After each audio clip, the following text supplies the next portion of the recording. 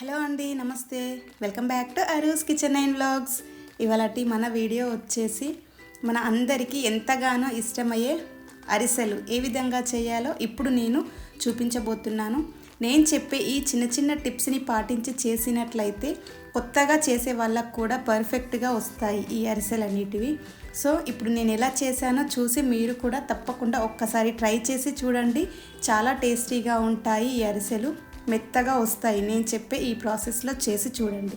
So ఇప్పుడు ఎలా చేసుకోవాలో చూసేద్దాం. దీనికోసం నేను ఒక గిన్నెలోకి 2 గ్లాసెస్ వరకు రైస్ని తీసుకున్నాను.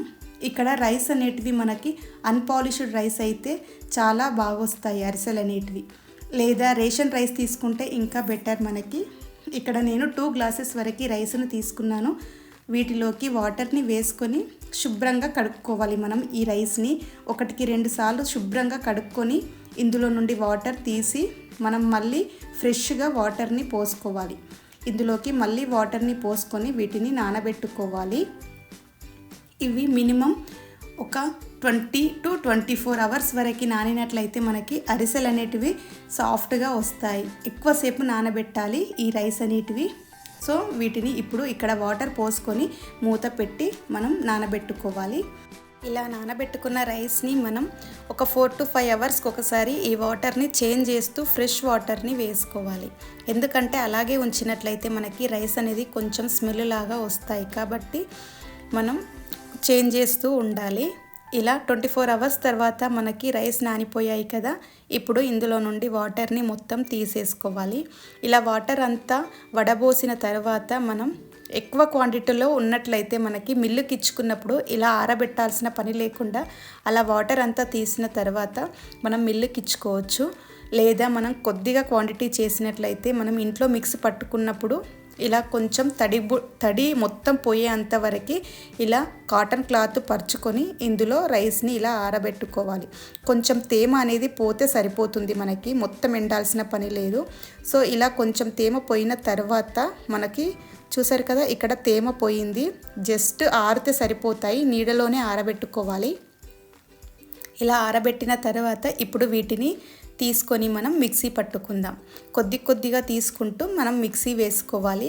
ఇక్కడ మిక్సీ వేసుకున్న తర్వాత మనకు పిండి అనేది మెత్తగా వస్తుంది కదా. సో చూసారు కదా, ఈ విధంగా వచ్చిన తర్వాత ఇప్పుడు దీనిని మనం ఒక వెడల్పాటి ప్లేట్ తీసుకోవాలి. అందులో మనం ఇప్పుడు ఈ పిండిని జల్లించుకోవాలి. చూసారు కదా, ఈ విధంగా మనం జల్లెడలో వేసుకొని ఈ విధంగా జల్లించుకోవాలి. మనం జల్లెల్లో వేసుకొని జల్లించుకోవడం ఎందుకంటే పైన మనకి కొద్దిగా నూకలాగా వస్తుంది, కాబట్టి మనకి అది అందులోనే ఉన్నట్లయితే అరిసెలు అనేటివి విరిగిపోవడం జరుగుతుంది.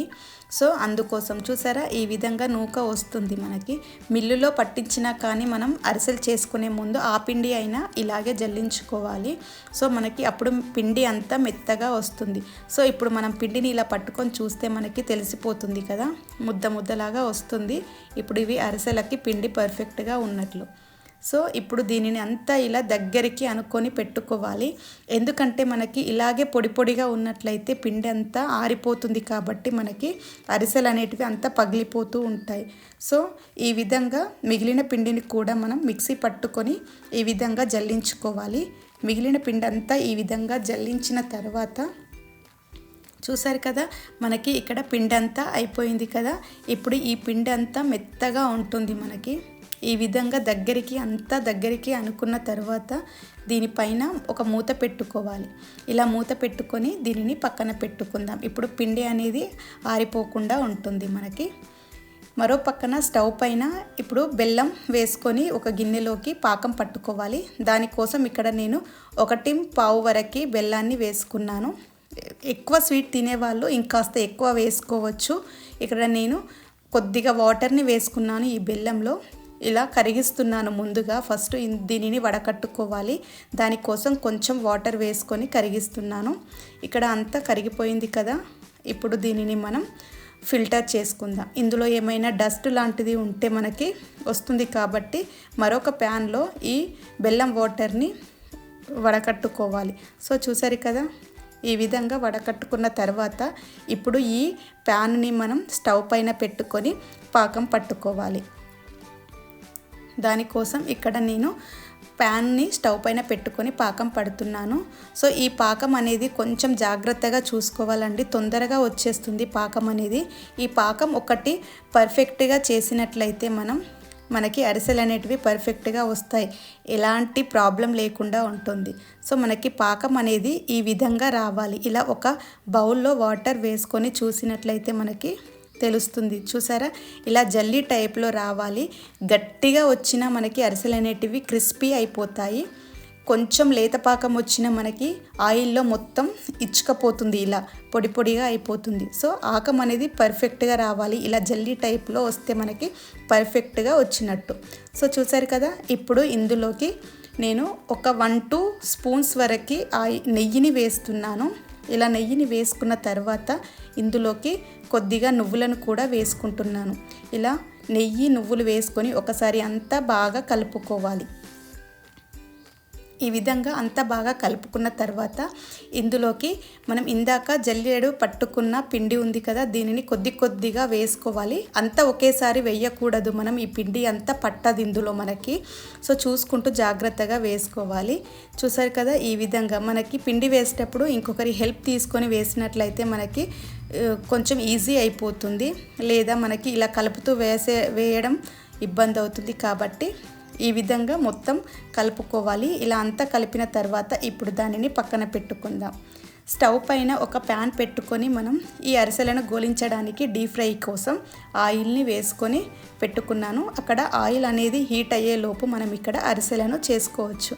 సో చూసారు కదా, ఇక్కడ కొద్దిగా ఆయిల్ని వేసుకొని, ఆయిల్ అయినా లేదా మనం నెయ్యినైనా వేసుకోవచ్చు. ఇక్కడ నేను కొంచెం నెయ్యిని వేసుకొని ఇలా పిండికి అప్లై చేసుకోవాలి. అప్లై చేసిన తర్వాత మనం మూత పెట్టుకోవాలి ఆరిపోకుండా.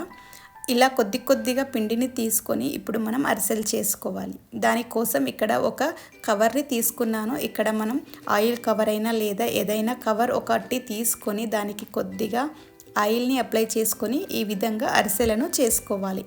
ఇక్కడ మనం పెట్టిన ఆయిల్ ఈలోపు వేడైపోతుంది కదా, కొద్దిగా పిండిని తీసుకొని చెక్ చేసినట్లయితే మనకి తెలిసిపోతుంది ఆయిల్ అనేది హీట్ అయిపోయింది కదా.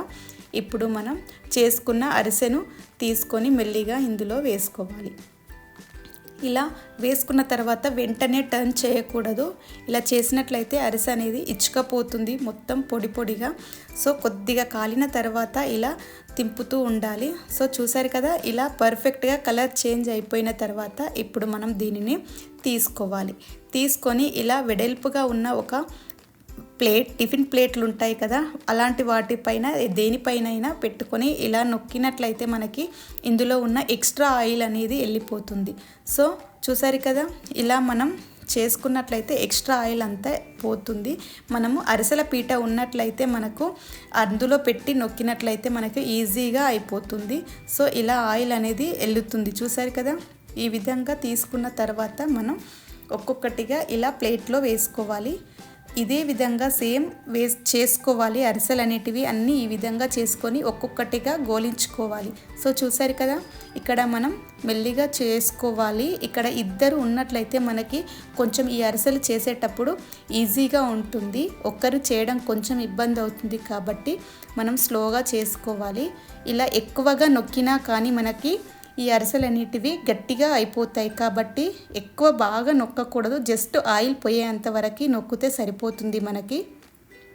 ఈ విధంగా చేసుకొని మనం ఇలా ఒక్కొక్కటిగా మిగిలినవన్నీ చేసుకోవాలి. ఇలా చేసేటప్పుడు మనము ఈ అరిసెలని ఒకదానిపైన ఒకటి వెంటనే వేయకూడదు. ఇలా విడివిడిగా వేసుకొని ఆరిన తర్వాత ఒకదానిపైన ఒకటి పెట్టుకోవాలి. సో చూసారు కదా, చాలా సింపుల్గా చేసుకున్నాం కదా. ఇలా ఇప్పుడు వేడి మీద కొంచెం గట్టిగా ఉంటుంది. ఇవి చల్లారిన తర్వాత ఒకదానిపైన ఒకటి పెట్టుకున్నట్లయితే మనకి మెత్తగా ఉంటాయి. సో చూసారు కదా, చాలా సింపుల్గా చేసుకోవచ్చండి. నేను చెప్పిన ఈ ప్రాసెస్లో మీరు కూడా తప్పకుండా ఒక్కసారి ట్రై చేసి చూడండి. ఎలా వచ్చిందో నాకు కమెంట్ చేయండి. ఈ వీడియో మీకు నచ్చినట్లయితే ఒక లైక్ చేయండి, షేర్ చేయండి, సబ్స్క్రైబ్ చేయండి మన ఛానల్ని. Thank you for watching.